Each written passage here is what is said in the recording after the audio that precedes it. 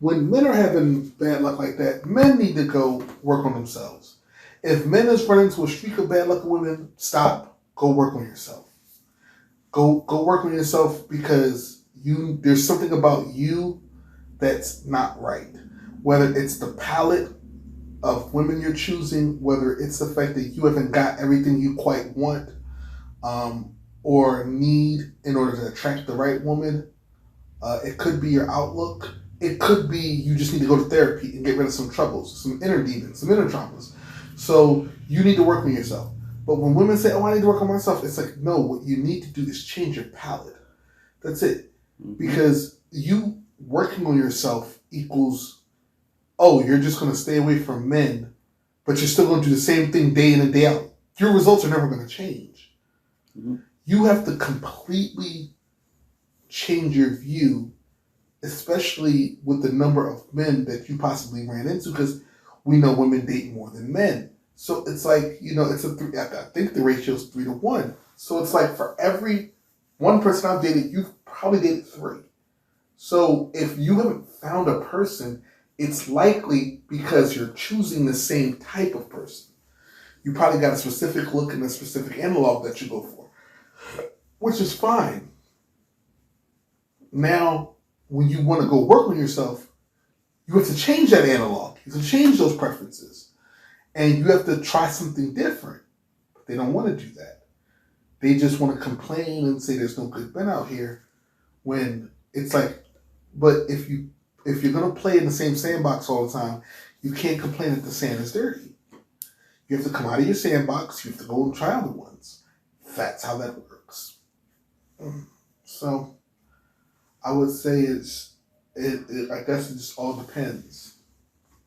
They can make it work. They can make it work. We definitely try to find ways to simplify things because because that's what's always funny. We see there be a problem, and the problem is always the person that is having the problem. It's like your decisions is the problem. You're not choosing better. You're not even trying something different. And when someone else suggests a different, something different, you're against it. Mm-hmm. And it's like, well, there's part of the problem. There's the root of the problem. You're stubborn. You believe that your way is the right way, the only way. That there is no try something different. That's why you're not getting any different results. That's why you're not getting the results you want, right? You can't make spaghetti meatballs with a pack of oatmeals and some eggs. Like, not gonna be able to make spaghetti meatball that way. You need the proper ingredients for that. Mm-hmm. So when it comes to a relationship, you need the proper ingredients for a relationship, right? That's why personality matters, right? That's why, to a certain degree, lifestyle is usually a reflection of the personality, right? If you want to be in a relationship with a doctor, then you date a doctor. You don't date a firefighter, right? Like, you don't date something that's the opposite of like the type of life you want. So if you want a guy who's nice, then date a nice guy. Right? If you want a guy who's an asshole, then date an asshole. That's too simple, right? So it's like, look for what, try. The thing is, figure out what is it you value the most. Mm-hmm. If you value looks the most, then keep doing what you're doing, because 9 out of 10 times that's where your judgment is based off of. Oh, he's hot, that's good enough. Or she's hot, that's good enough. But then there's a personality, you know what I mean? I always use the smartphone analogy, right? You have an iPhone, but it has Android software. And then you have an Android with iPhone software. It's not going to work too well, right? So if you like an iPhone, make sure the iPhone works like an iPhone. Make sure that it operates like an iPhone, right? Because, for example, like, if you like guys who make a lot of money, that's cool and all, but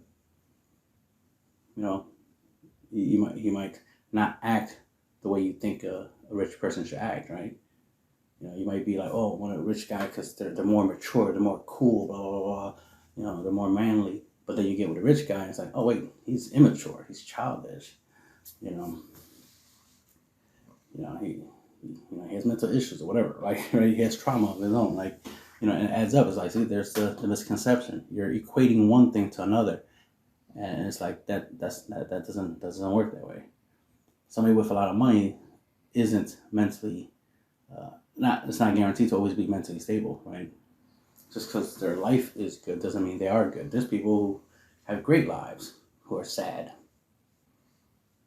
who wish their lives were better. There's rich people who wish they were poor, right? As in, like, they wish they were no longer famous, that they could just be an average person, have an average life because, it's too much to be in the limelight, too much to be a celebrity. There's a lot of celebrities that would like to go back to a normal life. They get to enjoy the glitz and glamour and the fine and the money, but now they just want to go back to just regular life where no one knows who they are, so they can just live their life. Because a lot of celebrities gotta have bodyguards wherever they go. They can't walk. They can't move around the world, freely, right? They have to have security. They gotta have other people with them when they go around. Sometimes they gotta wear disguises and whatnot because they are that person. And that's, an unfortunate scenario for some people. So don't assume that just because something looks better that it is better, right? It's the whole grass is green on the other side concept. Don't always assume that the grass is greener, right? Because that could just be just an illusion, right? That's just an assumption. And that's just a judge a book by its cover type of mentality. It's like, before you used to judge somebody based off of their character, who they are, how they act, how they behave. And then as soon as you get your heart broken, you immediately want to go into superficial stuff. Oh, he has to be tall, he has to be good looking, and so forth and so forth. She has to be hot, just to, dress a certain type of way in order for her to be better than my exes and blah, blah, blah, right? That kind of stuff. Start getting superficial on what you want, when obviously you still want the same thing you always want. Someone you get along with, someone you can talk to, someone you can create memories with. It's unfortunate when people start becoming superficial after, a heartbreak, or, after certain situations happen. Like, we all have bad days, but that bad day shouldn't ruin the rest of your life. That one bad day shouldn't control the rest of the decisions you make in your life. Don't punish the future for the mistakes of your past. Don't punish the next guy you're with by the mistakes of the guys you was before.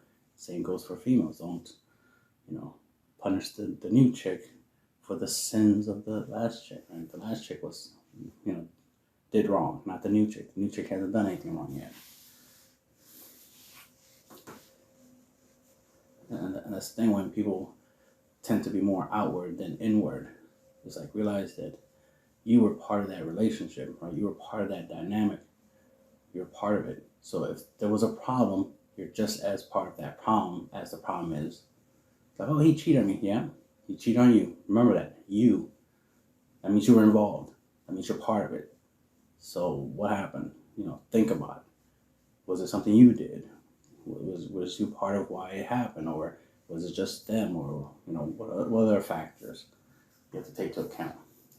I've been in a couple of scenarios where I had a couple of chicks block me on TikTok. And it's like, okay, why? Was it something I said, right? Had to figure out what it was.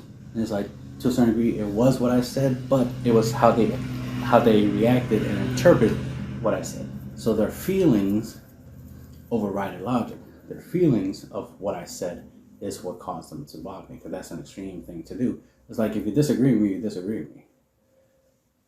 If you think I'm wrong, you think I'm wrong. That's fine. But to block me, that's something extreme. There's something extra there. There's something extra there that causes you to block somebody. Because blocking me because you disagree, it's not logical. It doesn't make sense. So it has to be extremely emotional. And an extreme level of emotion, not just like, oh, I hate what he said. I don't like it. You could just ignore me. Mute button is a feature. But the main thing is you could just ignore me. You can even delete your comment, right? You don't like my reply to your comment, then delete your comment. You don't have to block me. You could just delete the comment and leave it at that. And the conversation will be over. But the extreme of like, no, I need to block this person. There's something more to it. Something there happened. There's some extra feelings. And from my experience so far, it's there's some interest. The fact they were talking to me in the first place shows that they were interested and they wanted my attention. And I gave them my attention. But then the conversation didn't go their way, so they blocked me because they didn't get what they wanted.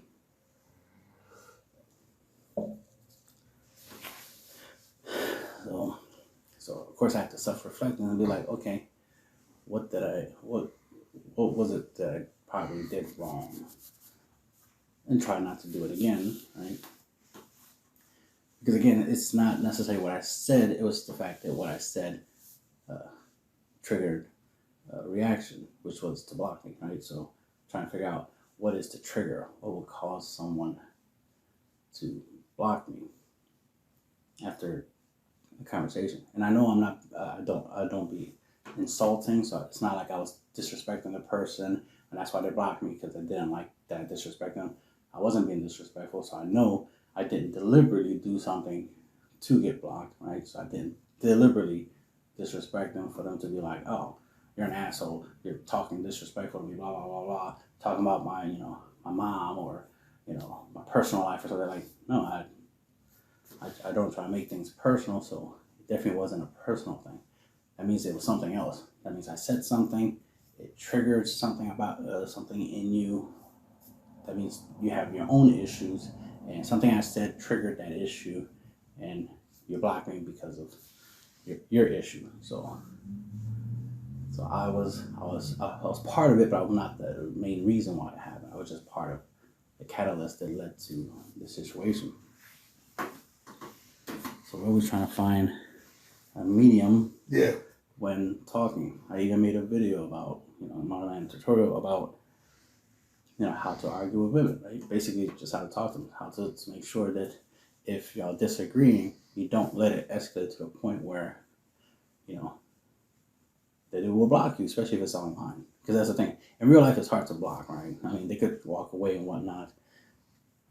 But online, the block button is right there. It's too easy to block somebody, especially when you get mad or emotional. And it's like, to me, if you're blocking me, it's because you're mad.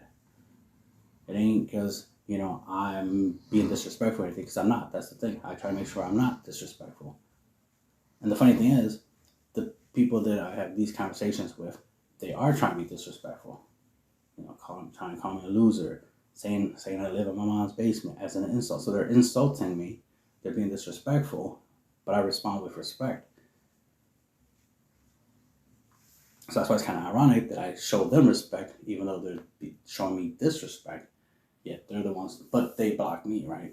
It would make more sense I block them because they're the one being disrespectful. But I'm not. I'm allowing them to voice their thoughts, whether it's disrespectful or not, and I'm not engaging in the disrespect. I'm not going to disrespect them in return just because they disrespect me, right? I'm better than that. I should be better than that. I should act better than that, right? So I shouldn't insult somebody who insulted me, right? And I'm not perfect. There's a couple guys that insulted me, and I insulted them right back. But that's for a different topic, right? But when it comes to the ladies, I definitely try not to insult, right? Try not to play that game of saying negative things to one another. I'll stay focused. If the conversation started off because of a disagreement or a certain topic, I'm gonna focus on the topic and try to make it understandable what I'm talking about. If there's a misunderstanding, I'll put an effort to make it easier to understand. I'm gonna try to find a different way to make my point, to get my point across. But from my experience, some people don't even care about the topic. They just use it as a way to get my attention, and they got it. We're going back and forth, and a lot of times that's it. They just wanted some attention, and once they get it, and they don't want no more attention, they'll stop. Like some people just stop talking, like they just stop replying. I said something, and then I got no reply. For days and days, no reply. For weeks, no reply. Like, okay, I guess they got what they wanted. They got enough attention from me, and now they moved on. as opposed to the extreme of like, oh, block. Clearly, there's something extra there. If they're going to block, they could just not reply and just their conversation is done. So I'm definitely not going to be chasing them to try to continue a conversation that they don't want to be part of. If they start replying, then I'm going to stop replying. Especially when they're the one who started the conversation in the first place. Once they stop talking, I'm going to stop talking. I got things to do. I'm only talking because someone's talking to me. So once they stop talking, I'll stop talking. I reply. I'm not proactive, I'm reactive. You talk to me, I'll talk back. But if you don't talk to me, I'm not talking to you. You know. So that's how I operate.